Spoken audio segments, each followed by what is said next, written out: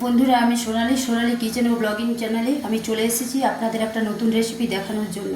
তো রেসিপির নাম হলো মটন কষা রেসিপি দেখানোর জন্য যে যে উপকরণের প্রয়োজন সেগুলো আমি তোমাদের দেখাচ্ছি, দেখতে থাকুন। দেখুন, প্রথমে নিয়েছি মটন, 1 কেজি 400 মটন নিয়েছি পেঁয়াজকে কুচিয়ে রেখেছি, নিয়েছি লঙ্কা গুঁড়ো, হলুদ গুঁড়ো আর মটন মশলা। দেখুন, মটন মশলা রেখেছি দই, রেখেছি প্রয়োজন মতো লবণ। দেখুন, প্রয়োজন মতো লবণ আমি রেখে দিয়েছি। দেখুন, রেখেছি আলু নিয়েছি, আলুকে কেটে রেখেছি। নিয়েছি রসুনকে আমি বেটে রেখেছি। নিয়েছি টমেটোকে আমি কুচিয়ে রেখেছি। নিয়েছি গোটা লঙ্কা নিয়েছি। দেখুন, দারচিনির টুকরো একটা নিয়েছি আদা বাটা, আদাকে আমি বেটে রেখেছি। আর নিয়েছি, দেখুন এই দিকে দেখতে থাকুন, আমি সরষের তেল কড়াইয়ের মধ্যে দিয়ে দিয়েছি। কড়াইটাকে বসিয়ে ওভেনের মধ্যে আমি গ্যাস অন করে দিয়েছি, দিয়ে সরষের তেল দিয়ে দিয়েছি। তেলটা আমার গরম হয়ে গেছে। তো আমি প্রথমে তুলে দিলাম একটা দারচিনির টুকরো,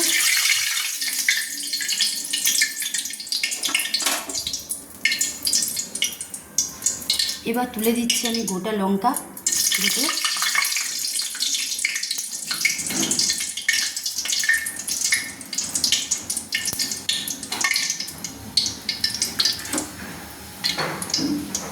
এবার দিচ্ছি আমি টমেটো কুচি। টমেটোটাকে আমি একটু নেড়ে নিচ্ছি।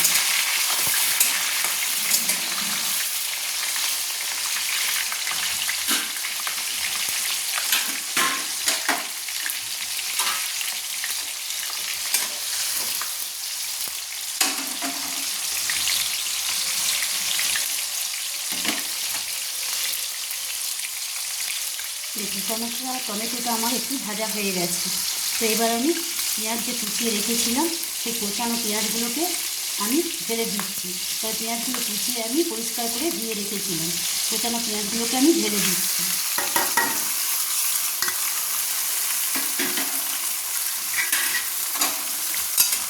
এবার আমি নেড়ে নিচ্ছি।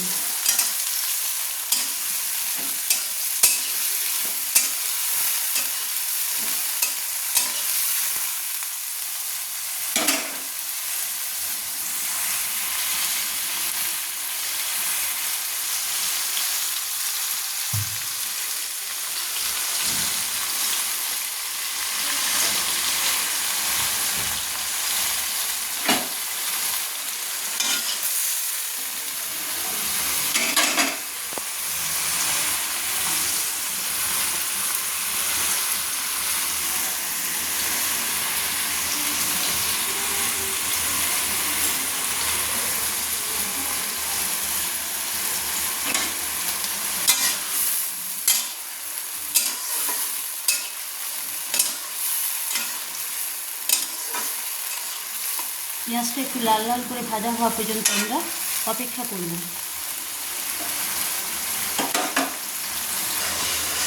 এইদিকে দেখুন, মটনটাকে আমি ধুয়ে ঢাকা দিয়ে রেখেছিলাম, তো চাপাটা আমি তুলে নিচ্ছি।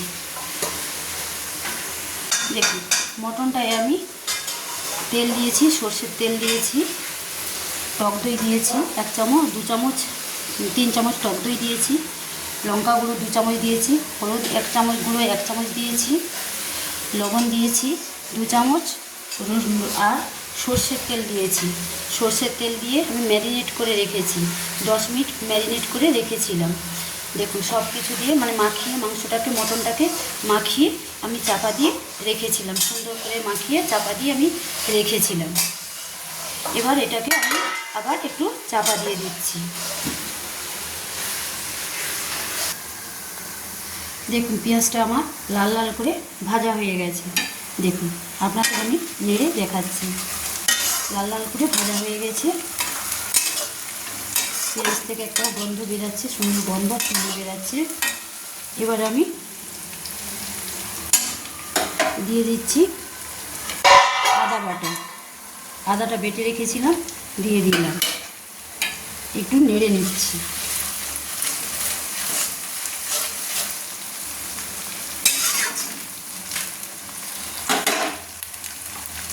এবার দেখুন রসুনটা আমি বেটে রেখেছিলাম, তো রসুনটা দিয়ে দিচ্ছি, দিয়ে আমি একটু নেড়ে নিচ্ছি।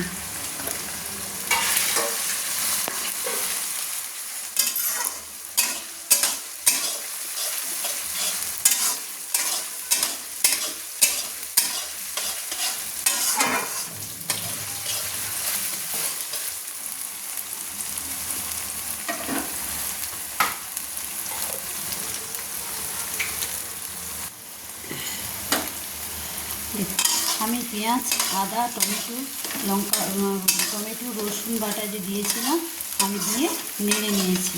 তো এগুলো আমার সমস্ত ভাজা হয়ে গেছে। তো আমি লঙ্কা গুঁড়ো, হলুদ গুঁড়ো যে রেখেছিলাম তো দিয়ে দিলাম। এই পেঁয়াজ কুচি সবার সঙ্গে আমি একটু দিয়ে দিলাম, দিয়ে আবার নেড়ে নিচ্ছি ভালো করে।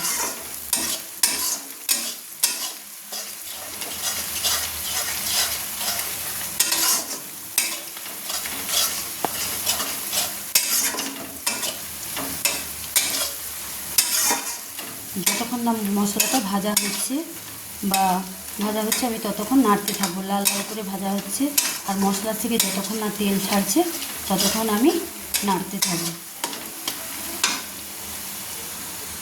দেখুন, তো পেঁয়াজ কুচি, আদা কুচি সেগুলো বেটে যে দিয়েছিলাম, আমি সব মশলা যে বেটে দিয়েছিলাম আমি সবগুলো কি সুন্দর দেখুন লাল লাল করে ভাজা হয়ে গেছে। তো মশলাটা আমি আরেকটু নেড়ে নিচ্ছি। তো মশলাটা তেল ছাড়ছে দেখুন কি সুন্দর, আর কি সুন্দর গন্ধ বাড়াচ্ছে, স্মেল বাড়াচ্ছে। তো আমি এতে একটু জল দিয়ে দিচ্ছি, এক বাটি, ছোটো এক বাটি, কাঁচের বাটির জল দিয়ে দিচ্ছি, দিয়ে একটু নেড়ে নিচ্ছি।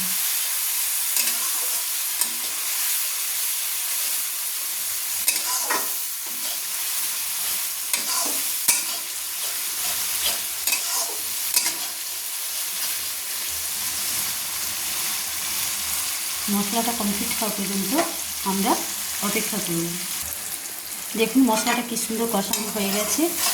তো এবার আমি এতে মটনটা দিয়ে দেবো, তুলে দেবো। দেখুন কি সুন্দর লাল লাল করে কষানো হয়ে গেছে, কী সুন্দর তেল ছাড়ছে, স্মেল বেরাচ্ছে, গন্ধ বেরাচ্ছে। এবার আমি দেখুন এদিকে দেখুন মটনটা যে আমি সব কিছু মশলা দিয়ে ম্যারিনেট করে রেখেছিলাম, অর্থাৎ মাখিয়ে রেখেছিলাম, প্রায় 10 মিনিট মাখিয়ে ঢাকা দিয়ে রেখেছিলাম। সেই মটনটা এবার ওই মশলার সঙ্গে কড়াইতে তুলে দিচ্ছি।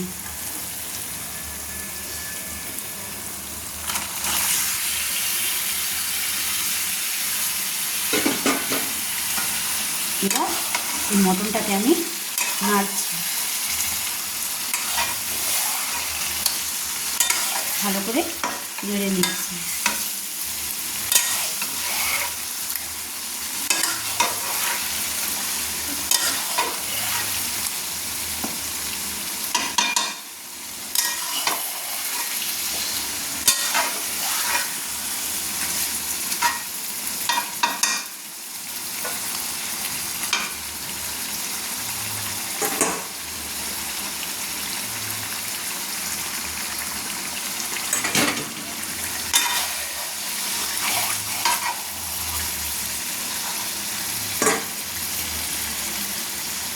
এবার আমরা এই মটনটা একটু কষানো পর্যন্ত আমরা অপেক্ষা করব।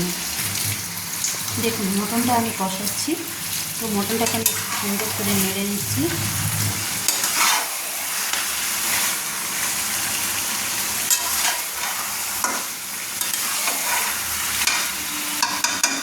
তো এর মধ্যে এই মটনের মধ্যে আমি দেখুন আলুগুলো যে কেটে রেখেছিলাম, ধুয়ে পরিষ্কার করে রেখেছিলাম, সেগুলো তুলে দিচ্ছি।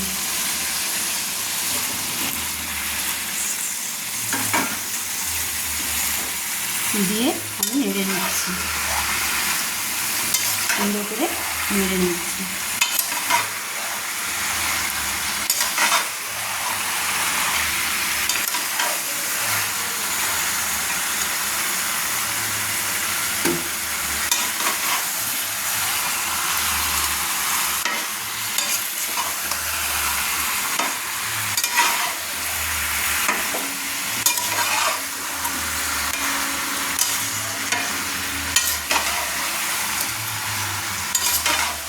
দেখুন আমার নাড়া হয়ে গেছে, মটন আলু আমার নাড়া হয়ে গেছে সুন্দর করে। এবার আমি কষানোর জন্য আমি একটা চাপা দিয়ে ঢাকা দিচ্ছি।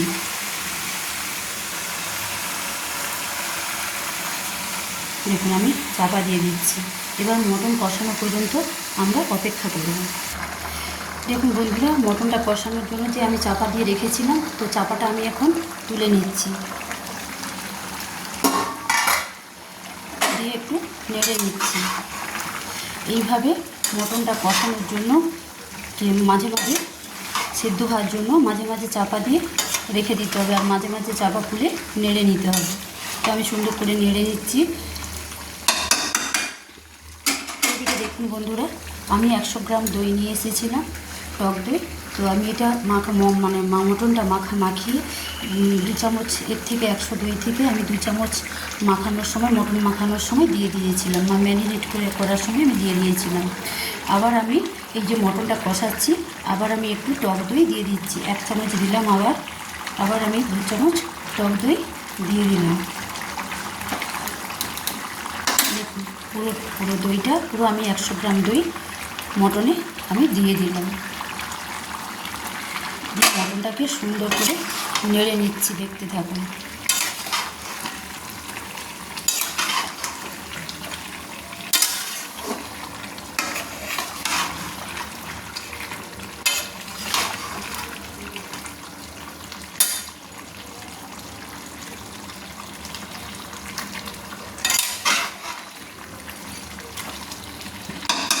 আমি সুন্দর করে নেড়ে নিয়েছি। আবার আমি মটনটা কষানোর জন্য আবার আমি চাপা দিয়ে দিলাম। তো কিছুক্ষণ চাপা রাখছি, 5 মিনিট পরে আবার ফিরে এসেছি।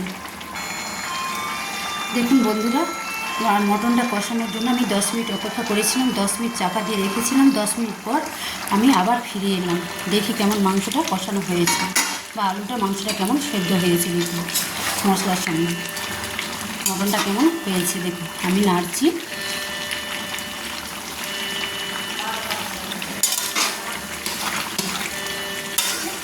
দেখুন, তো মটনটা আমার এখনও সেদ্ধ হতে বাকি আছে, মশলার সঙ্গে দেখুন আমার কষানো বাকি আছে, আলুটাও একটু সেদ্ধ হতে আমার বাকি আছে। তাই আবার 10 মিনিট আমি চাপা দিয়ে, তাই আবার কিছুক্ষণের জন্য আমি চাপা দিয়ে দিচ্ছি। আবার 10 মিনিট পরে আমি ফিরে এসেছি, দেখতে থাকুন। দেখুন বন্ধুরা, আবার আমি দ্বিতীয়বার 15 মিনিট পর ফিরে এলাম। এবার চাপা খুলে দেখি কেমন কষানো হয়েছে, মটনটা কেমন সেদ্ধ হয়েছে। একটু নেড়ে নিচ্ছি। দেখুন কীভাবে মটনটা ফুটছে, দেখুন দেখি আলুটা সেদ্ধ হয়েছে কিনা। তো আরও একটু বাকি আছে। দেখুন এর মধ্যে আমি যে মটনের মশলাটা রেখেছিলাম সেটা আমি দিয়ে দিচ্ছি।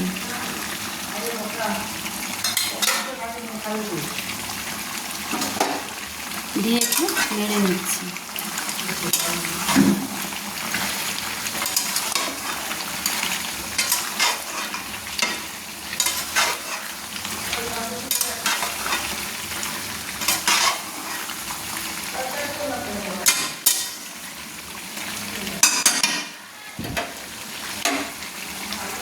দেখুন বন্ধুরা, আমি আবার মটন কষানোর জন্য আবার 15 মিনিট অপেক্ষা করছি। 15 মিনিট পর আবার ফিরে এসেছি। তো আমি আবার চাপা দিয়ে দিচ্ছি, মটনের উপরে আবার চাপা দিয়ে দিচ্ছি। এইভাবে মাঝে মাঝে চাপা খুলে কিন্তু নেড়ে নিতে হবে, আবার কিছুক্ষণ চাপা দিয়ে দিতে হবে। দেখুন বন্ধুরা, আবার আমি কিছুক্ষণ পর ফিরে এসেছি। তো দেখুন মটনটা কীভাবে ফুটছে। তো আমি মটনকে কষানোর জন্য আমি এতে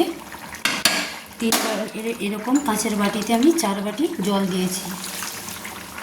4 বাটি জল দিয়েছি মটন কষানোর জন্য, দিয়ে একটু নেড়ে নিচ্ছি।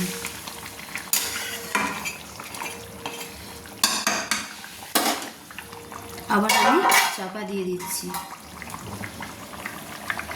আমি কোনো প্রেশার কুকারের সিটি দিই না, আমি কড়াইতেই রান্না করছি, কষিয়ে রান্না করছি, কড়াইতেই সেদ্ধ করছি। তো আরও কিছুক্ষণ আমি অপেক্ষা করব মটন কষানোর জন্য। দেখুন বন্ধুরা, আমি কিছুক্ষণ পর আবার ফিরে এসেছি। তো মটনটা আমি সেদ্ধর জন্য অপেক্ষা করেছিলাম, আলুটা সেদ্ধ হওয়ার জন্য অপেক্ষা করেছিলাম। এবার চাপাটা খুলে দেখছি কেমনভাবে মটনটা কষানো হয়ে গেছে। দেখুন দেখুন বন্ধুরা, মটনটা কেমনভাবে সুন্দর ফুটছে। দেখুন আমি একটু নেড়ে নিচ্ছি। তো মটন কষানো আমার হয়ে এসছে, তো আমি একটু নেড়ে নিচ্ছি। দেখুন আলুটা আমার সেদ্ধ হয়ে গেছে। এই যে দেখুন আলুটা আপনাদের কেটে দেখাচ্ছি। দেখেছেন বন্ধুরা, আলুটা আমার সেদ্ধ হয়ে গেছে। তো মাংসটাও আমার সেদ্ধ হয়ে গেছে। দেখুন সুন্দর মাংসটা আমার সেদ্ধ হয়ে গেছে। দেখুন মাংসটা আমার সুন্দর সেদ্ধ হয়ে গেছে। তো দেখতে থাকুন মাংসটা কী সুন্দর, মটনটা আমার কী সুন্দর সেদ্ধ হয়ে গেছে, আলুটাও সেদ্ধ হয়ে গেছে। তো মটন কষানো আমার একদম রেডি হয়ে গেছে। তো আমার কিছুটা আমার লবণ একটু কম হয়ে গিয়েছিল, তাই আমি আমার আরেকটু লবণ দিয়ে দিচ্ছি। আপনারা আপনাদের প্রয়োজন মতো লবণ দিয়ে দেবেন। আমার মটন কষানো একদম রেডি। এবার আমি গ্যাসটাকে অফ করে দেব, কড়াইটাকে নামিয়ে নেব। এইভাবে দেখুন বন্ধুরা, আমার মটন কষানো একদম রেডি। দেখেছেন, একদম কমপ্লিট মটন কষা, একদম কমপ্লিট মটন রেসিপি, একদম কমপ্লিট আমার। তো আমি গ্যাসটাকে অফ করে দিচ্ছি। দেখুন মটন কষানো একদম কমপ্লিট, আমি নামিয়ে নিচ্ছি কড়াইটাকে। দেখুন আমার মটন কষা একদম কমপ্লিট হয়ে গেছে। তো আমি গ্যাস অফ করে আমি নামিয়ে নিয়েছি মটন কষাটা। দেখুন কি সুন্দর হয়ে গেছে। তো আমি এভাবে সিটি না দিয়ে রান্না করেছি, কড়াইতেই আমি রান্না করেছি। কড়াইতেই আমি মটন কষিয়েছি, মটন সেদ্ধ করেছি, আলু সেদ্ধ করে মানে মশলার সঙ্গে সেদ্ধ করে কষিয়ে আমি রান্না করেছি। তো আপনারাও এভাবে মটন কষা রান্না করে খাবেন, রান্না করে খেয়ে আমাকে কমেন্টস এবং লাইক করে জানাবেন কেমন হয়েছে। তো আমি আজকের মতো বাই। তো আমি আবার ফিরে আসবো নতুন রেসিপি দেখানোর জন্য। তো আপনারা লাইক এবং কমেন্ট করতে থাকুন।